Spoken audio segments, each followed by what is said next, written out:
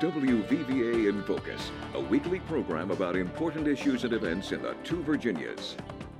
Good morning, everyone, and welcome to this edition of In Focus. I'm your host, Melinda Zosh. This morning, we're highlighting the small town of Bramwell. It's located in Mercer County. It's about a 20-minute drive away from Bluefield, and we're putting the spotlight on a new book. I'm holding it right here in my hands. It's filled with photographs which showcase the beauty of the area. The book is called Bramwell's Golden Years, the Homes and History of Bramwell, West Virginia. So joining me right now to discuss this book is Hal Brainerd, who did photography and graphic design for this work, and also Elizabeth Betty Goins, who's a historical interpreter on the book. So Hal and Betty, I want to thank you both for joining us in the studio today. Oh, it's our pleasure. Thanks for having us. Yeah, Thank you. Really glad to have you both. So Hal, I'm going to start with you. You've joined us on In Focus before to discuss another photography book you've worked on called Beautiful Bluefield. So share with us some information about that book first, and then we can talk about this new book. Well, Beautiful Bluefield, wow, was a book that the Bluefield Beautification Committee wanted me to do to show the beauty of Bluefield, and not just the city, but the beautiful homes, the gardens. And Bluefield is quite unique when you consider back in the coal days when coal was king. The money being spent on the homes, the businesses, were just amazing. So when you go through the private gardens that are in Bluefield today, you would think that you're in New York or Chicago, and we wanted to show that so people who were born and raised in Bluefield and perhaps are still here or moved away, they could share it with their friends and kind of put an end to some of those jokes about West Virginia. Right, because even the cover shows how beautiful this house is. It's a gorgeous outside picture, and the flowers in this book, it's incredible. And there's another beautiful house, some flowers. Oh my gosh, the fountain, that is absolutely gorgeous. You know, when you consider just one example, you know, there's so many to give, but the Catholic Church in Bluefield, the marble columns inside that church came from Italy. So there was a lot of money being spent at that point making the town what it was and what it is today. Yeah, and that is a great work too. And for those who don't know, Bramwell is a great place to visit. It sits on the peninsula of the Bluestone River, and the history of this town is so interesting.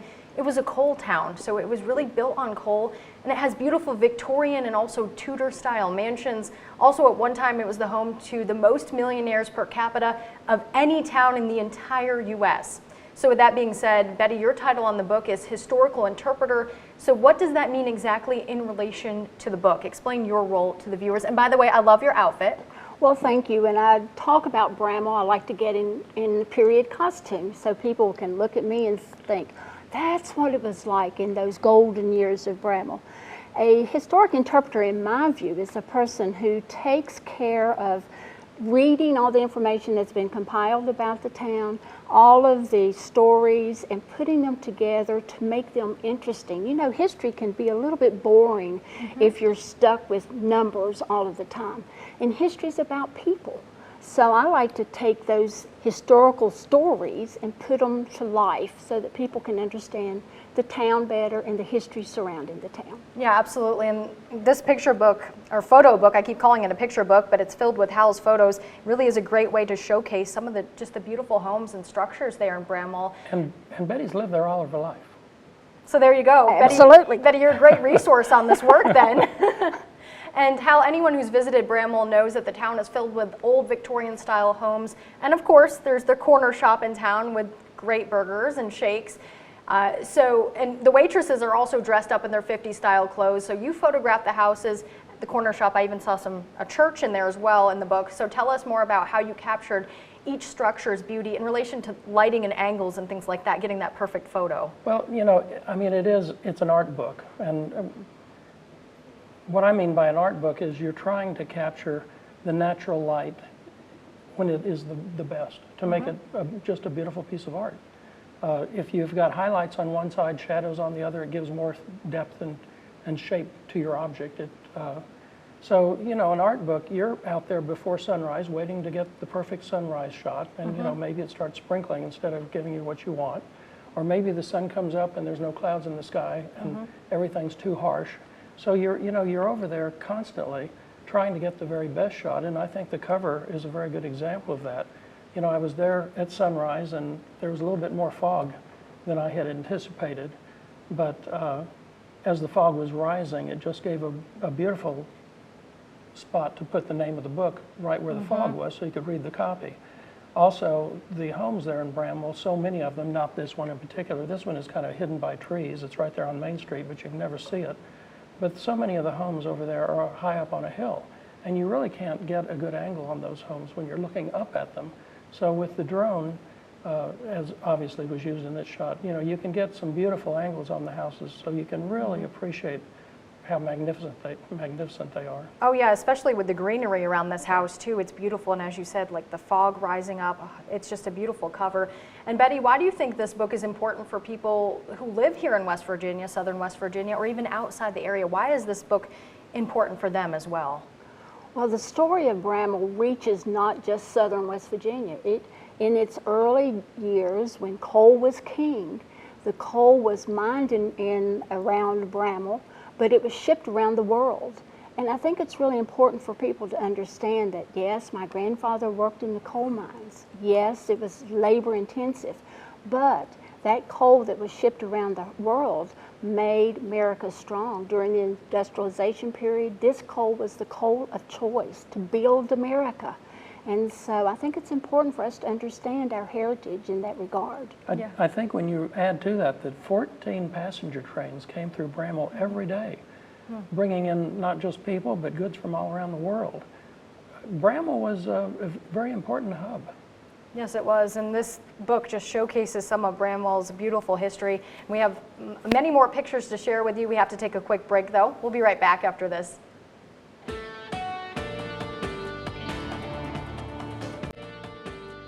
Welcome back to this edition of In Focus, everyone. I'm so excited to welcome back Hal and Betty. They're talking about this fantastic book called Bramwell's Golden Years, the Homes and History of Bramwell, West Virginia. So Hal, the last time we talked, I mentioned that your last book, which we actually have right here, Beautiful Bluefield, it's a great coffee table book. That's what we have it on display right now here on our coffee table.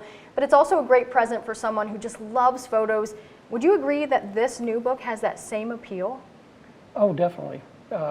This book is a little bit different because we really go into the history of Bramwell, which we didn't go into a lot of history on Bluefield. The difference between the two is this one was really geared up for making people proud of Bluefield and making people aware of how beautiful the gardens and the homes and the downtown is in Bluefield. This one is directed a little bit more towards tourism, and it's a fundraising project for the Bramwell Theater Corporation. They're the volunteer organization that raises money for Bramwell. And that's wonderful that it's also a fundraiser, and we have some photos here for our viewers.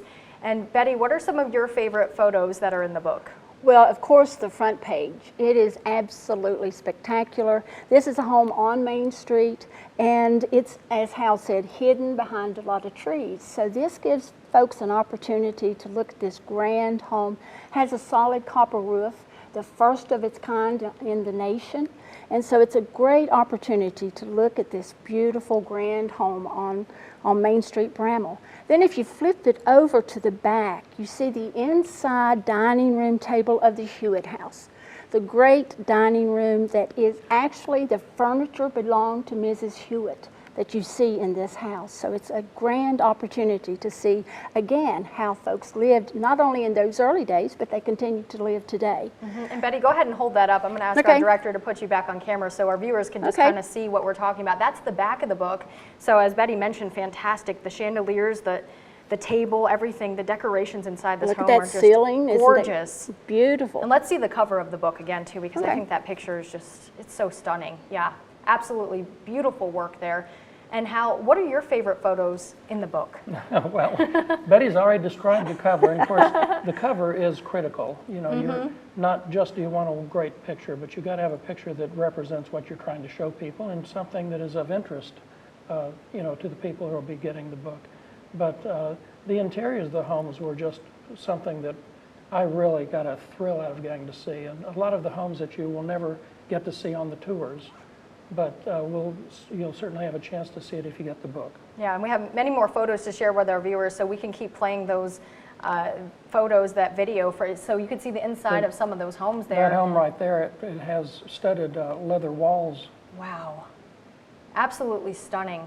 And Hal, as you've been mentioning, you captured the inside of some of these homes. So why was it important, in your opinion, to capture the interior? How did you go about getting permission to get inside these homes? You know, there's so many homes over there that are decorated in the period, and you feel like you've stepped into Disneyland.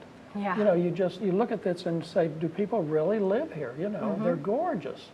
And they do. So- they actually still live there, And right? when I first started calling people to, you know, be able to photograph the interiors, I'm taking a lot of studio lights in with me to light these very dark, dark wood walls. You know, you have to light them because they're so dark you just couldn't see them otherwise.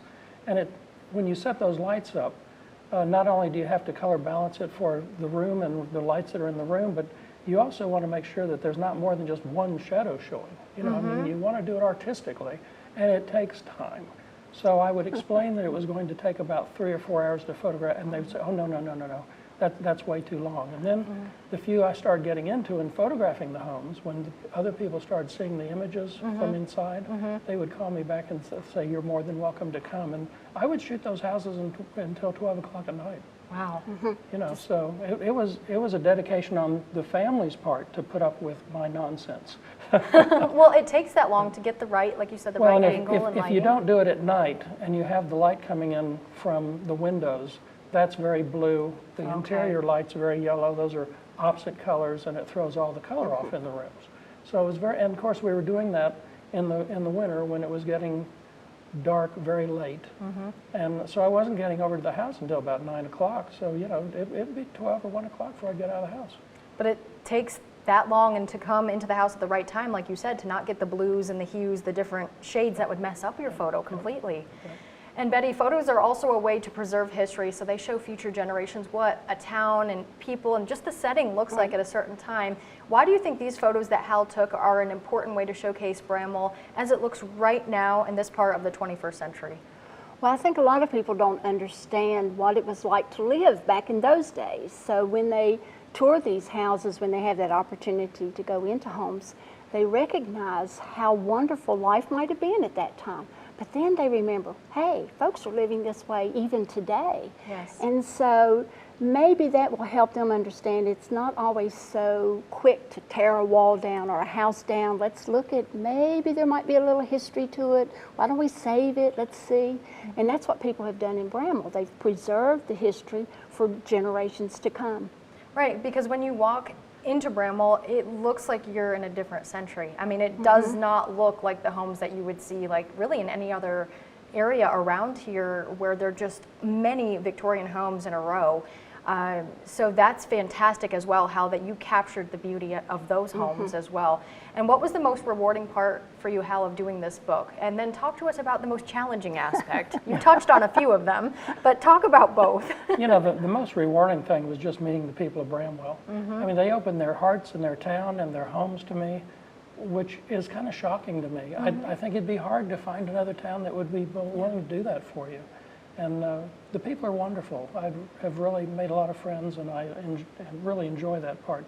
The challenging thing is like any type of art photography, is catching the right light. I mean, you know, some of these homes I photographed the outside 3 or 4 times. I was there for the dogwoods blooming. I was there for the crab apples blooming. I was there when the azaleas were blooming. And then you compare all these shots and you decide, you know, which ones were the most dramatic light to make the best. So, you know, creating an art book is just not the same as just doing a magazine. It's a whole different ballgame. Right, and it's not like the first picture you take, it's going to be perfect. Like you said, you have to get multiple photos and then choose what looks best. It's a little bit like the wildlife photographers that spend years getting their shots. You know, it's something you do for the love of it. Well, I can tell that you're passionate about it, and Betty's really passionate about Bramwell too. And Hal, what did it cost actually to get these books published? And you kind of touched on this a little bit, but did any group sponsor the cost? Was it an out-of-pocket expense? And then we can talk more about the fundraising efforts as well. You know, this was a dream of mine that I've talked about for years, but I don't think I took myself seriously until a person in Bramwell said, Jackie Sheehan said, well, for heaven's sakes, why are you talking about it? Why don't you do it? So Great idea. I talked to the Bramwell Foundation about it, but again, it's the Bramwell Theatrical Corporation that actually raises the money to benefit Bramwell. And of course, they hadn't had any plays going on because of COVID. Right. So I went in with a very low ball price, which I would never do again. But you see, this is the first project that I've been turned loose on that I could do exactly the way I wanted to do it. Everything else that I've done with corporate America or whatever, you know, people have been dictating to me what their vision was. And so this way I was able to show what I could do when I was just turned loose. So I really wanted to do the project. I love the community. I love the history. I was going to do a photo book. I'm a photographer. I was going to have 2 or 3 sentences about each house. And then the very first history I read was on John Cooper, who had the first coal lease. And I was always told that these coal owners came in from New York. They're very wealthy. They wanted to have the same lifestyle they were accustomed to. That is completely wrong. These gentlemen, most of them were coming over from Europe. They started working in the mines when they were 6 or 9 years of age. They literally pulled themselves up by their own bootstraps. They made themselves what they were. And I'm going to step out here and take a guess, but you know, they immigrated to Pennsylvania. And when the anthrax mines and the coal mines started running out there, then I think they probably, some of them had a little bit of money and they took a chance on West Virginia. Here we are in the middle of nowhere, and they found this coal seam, but I don't think they realized it was 40 miles long. I don't think they realized it was the highest wall metallurgical coal, which is for melting steel. You know, to some degree they were lucky, but they worked hard. And the book, and I should have mentioned, the book is organized by when each individual came to the community, because as they started arriving and working together, it shows what a fantastic community they put together working together. Right, and you touched on like the anthracite mines, and that was big in central Pennsylvania. I actually had the chance to visit one here this month in Elysburg, Pennsylvania, and you would not believe how these young people, as young as 6 years old, were working for pennies an hour, like you said, deep beneath the earth. And same story here in West Virginia. So that history extends from Pennsylvania down here in the Appalachians as well. And also how you mentioned a little bit on the fundraising efforts, but how can people go about then supporting the fundraising efforts behind this book then and getting the book? Well, and I'm sorry, I didn't answer your earlier question. The Bramwell Theatrical Corporation, they went to the National Coal Heritage Highway Area Authority, and they also went to the Community Foundation of the Virginias, and they got grants in order to pay for the printing and for my part of the shooting. That is wonderful. And the graphic design. So when you purchase this book at this point, which is $25, it's 100% going towards the fundraising for Bramwell. And where can people purchase the book at? You can get online at visitbramwell.com. Visitbramwell.com, so simple. And it's very easy to order. You can pay through PayPal. It'll cost you $3.50 to have it mailed to you. The book is $25. So for $28.50, you can have it come right to your home. Or if you want to go down to Bramwell and pick it up, it's available in the depot. And at the corner shop. At the corner shop. Oh, wonderful. So if you want to go grab a burger or shake, you can also pick up the book to go with you. All right, we do have to take one more quick break, though. Much more to talk about. We'll be right back after this.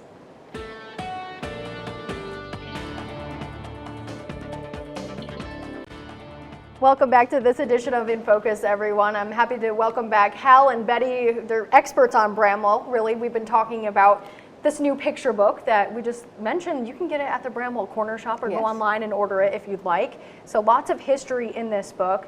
And Miss Betty, you are dressed so beautifully in your outfit. So I just need to ask you, touch more on, I guess, your outfit and also the history of some of these homes in Bramwell that you think our viewers should know about, some of these older homes. Okay, well, I feel like when I talk about Bramwell, I have to get in costume. Yes. It kind of makes you feel like you're back in the time era. And I'm dressed for between the 1880s and the 1900s. So it gives people a sense of what it might have been like. So it just sort of helps me a little bit to get in character. The homes are truly wonderful. The people, though, who settled in the homes are just as wonderful. And their stories are just so great. But I have to go back to what you said about the young people working in the coal mines. Yes. I don't know if you know it, but my grandfather started working in the mines when he was 5 years old. Really? 5 years old. And he worked for John Cooper. Now, John Cooper was the first to get a lease in southern West Virginia. And my family had about a 30-acre piece of land that was adjacent to that property. And so my great-grandfather worked for John Cooper. He became ill, and he snuck my granddaddy in to help him. And so when my grandfather would be paid, let's say $9.12 for the week, my grandfather got the 12 cents. Wow, Isn't only that, the 12 cents? Only the 12 cents. But that's incredible. So around what time frame was this? Like the early 1900s? Early 1900s, yes. Wow. And 1901. So with you having such strong ties in like family history to Bramwell, what do you think this book also means to you to see these homes and just the town brought to life in this way? Well, I love having the opportunity to share what we experience every day. I think people forget we're not on the beaten path, let's say. True. So people have to make a special effort to come to Bramwell. And I think they're delightfully surprised that when they do, they sort of step back in time a little bit and imagine what it might have been like. When you take all the automobiles off the street, unpave the streets because the original bricks are still under that asphalt, then you get a real sense of what it was like to live in Bramwell in the early years. And of course I grew up in Bramwell, so I've always been surrounded by all of this history. Many years ago I asked one person who was the mayor of the town at the time, I said, don't you think we need to have a brochure about our little town? Yeah. And he said, oh, nobody would be interested. Now this Not was in true. that was in the 60s. Okay. And I got to thinking, you know, here I'm a high school senior, and I'm thinking, oh, but I'm interested. I want to know more. Yeah. And we had a principal at our school at that time, and I was on the yearbook staff, and so he wanted us to print the history of Bramwell in our yearbook. Wonderful. And it just thrilled me to death so that we could share these stories with people, because if you don't talk about it, then it gets lost. And so I just feel like that's an important legacy that we can share with everyone as years go by. Right, and the tourism industry seems to be growing in the Bramwell area with ATVs coming in and Yes. such. So how do you think Bramwell has changed over the years and over the decades then, Betty? Well, of course, a lot of people have moved out, but some people have moved in. Some properties have changed, that's for sure. But I like to see people coming in to appreciate the history. It's so funny when I'm doing a tour and I'm dressed in period costume, and then all of a sudden an ATV zips by, you know, and I said, well, this is the past, and there goes the present.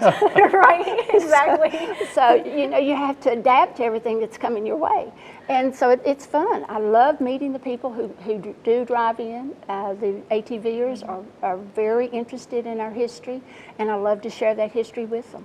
Where are they coming from? Different parts of West Virginia or outside the state? All over. All over. Interesting. Yes. From Seattle, Washington, to Florida, to Wow. New York, to Michigan, to Texas. Yes. Well, you know what? This book would be a great souvenir for a lot of Yes. those folks, I would think. Yes. Right, Hal? This is a Sure. great souvenir That's or why we've take-home made it gift. the way we made it. And Hal, what is your favorite thing about Bramwell, or your favorite structure or house, or just favorite part of the town? You know, I think the Mann House is quite interesting because I think the history of IT Man was fantastic. He made so much money so quickly. There's just a lot of rumors about how it came to pass, and you know, I'm sure when you're making money that quickly, you don't want people to know. So naturally, the rumors had to evolve. But you know, he brought his nanny in from Sweden, I believe, to take care of his kids, and built a little house across the river for them. He brought a gardener in, built a house for him. He bought a house in Washington, D.C. that when it sold became the Turkish embassy. Wow. He had a home in Massachusetts on the coast. He had a home in Florida. We're talking about was people that wealthy. had a lot of money. Yeah, very And wealthy. he also built the Presbyterian Church Yes. in Bramwell for the congregation. And Miss Betty, I see you have a I've book turned open. turned it to the page, yes. So And which house is this? This is the now? Mann House. This is the Mann House that we were just Yes. talking about. And Hal just mentioned the little playhouse that he built for the children across the river. Yes. It's a 2-story house. Wow. It's not what you would consider a playhouse. It's a home. That is incredible Yes. that it's an entire home. I think now. it's on about 7 or 8 acres with Yes. a nice large pond. And his gardener, he wanted very rare plants, so his gardener put rare plants all throughout the property. Oh, I love history, and just hearing about Bramwell makes me so happy too. In fact, his daughter christened the West Virginia battleship. Yes. No kidding. West Yes. Virginia. Yeah. See, I feel like we could just do an entire segment just talking about just the history of Bramwell, because really you could talk for hours about it. And we have a little over a minute left. I want to give each of you a chance quickly. Any thoughts for our viewers as we close out the segment? Hal? You know, you can have a historian, you can have a great photographer. If you don't have a good printer, they're going to make the book look horrible. Yes, and good I would like to say that Clinch Valley Printers in Tazewell did this. Rich Weaver came in from Richmond, Virginia, where he was doing National Geographic. I've never found anyone that prints as well as they do. And I really am surprised at their prices. I think because they're getting work from all over the nation. I think they order in such large quantities, they're able to really keep the price down. All right, and we have about 20 seconds left here. Betty, any concluding thoughts for our viewers? Well, I think no one will be disappointed when they purchase this book. I think they'll be delightfully surprised and want to know more. And that's what we're here for, to tell them more, because we have more stories and more pictures to do one day. All right, well, thank you both for joining us. I'm excited that you were here on set to talk more about, again, the book called Bramwell's Golden Years, the Homes and History of Bramwell, West Virginia. You can go down to the corner shop in Bramwell and buy this, or go online. That does it for this edition of In Focus. We hope you all have a fantastic day. We'll see you again next Sunday. Bye-bye.